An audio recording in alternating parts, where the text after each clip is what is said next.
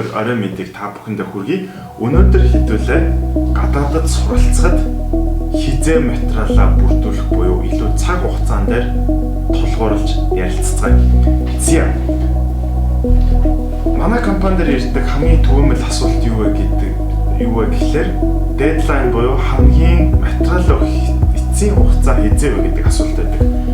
Энэ дээр бидний өгөх дуртай эсвэл өгөхийг хүсдэг хүн болгонд хэлдэг зүйл юу вэ гэхээр та хамгийн эцсийн хугацаа биш яг одоо таны материал бэлэн байх ёстой гэдэг зүйл дээр онцлж ярих хэрэгтэй болчихж байгаа. За, энгийн материалууд дээр бол ер нь бол тэтгэлэгч бай, гадаадд сурахч бай. Ер нь ихэнх материалууд бол хувь хүмүүст бүгд бэлэн байж идэх гэж ойлгож болно. А мэдээж IELTS TOEFL-ийн оноо ч юм уу тэр зүйлүүд нь бэлэн байхгүй ч болно л да. Гэхдээ та хэрвээ тухайн одоо яг 10 жилийн хүүхэд байх юм бол 11 дугаар ангидаа та IELTS TOEFL-ийн оноо аваад бэлэн байж явах ёстой.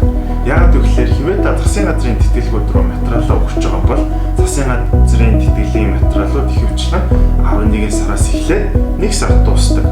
Би 12 жилийн төгсөөгүй яах юм бэ гэдэг асуулт гарч ирдэг. Тийм ээ, яг зөв.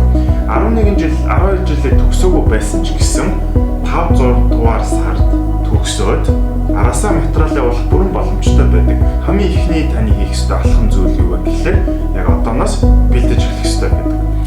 Зарим улсуудад материалууд нэлээд эрт дуустдаг. Жишээлх юм бол Скандинави орнууд, Финланд, Норвег, Швед, Данч гэдэг юм уу. Эдгээр улсууд руу та хэрвээ явахыг хүсэж ивэл 11 дугаар ангийн хүүхэд бол 11 төгсөж байгаа буюу 5-6 сарда таны бүх материалууд бэлэн байж ах ёстой гэж ойлгож болно.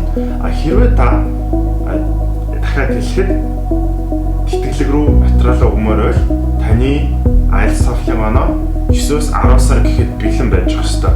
Та тэртээ тэргүй IELTS TOEFL-ийн оноогоо өгнө гэдгээ мэдчихэж яг одооноос бэлдээд оноогоо авсан байж ах хэрэгтэй.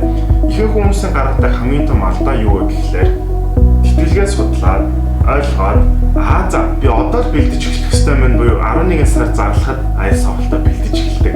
Тань яг үнэндээ 2 сарын хугацаа байгаа. Дөнгөж IELTS TOEFL-ийн оноогоо бэлдээд дууссан үгүй motivation letter гэж юу вэ, CV гэж юу вэ, reference letter хинээс авах вэ гэх мэтчлэн энэ материалууд дээр бүгд асуудлууд гардаг учраас аль болох эртхэн эхлээрэй.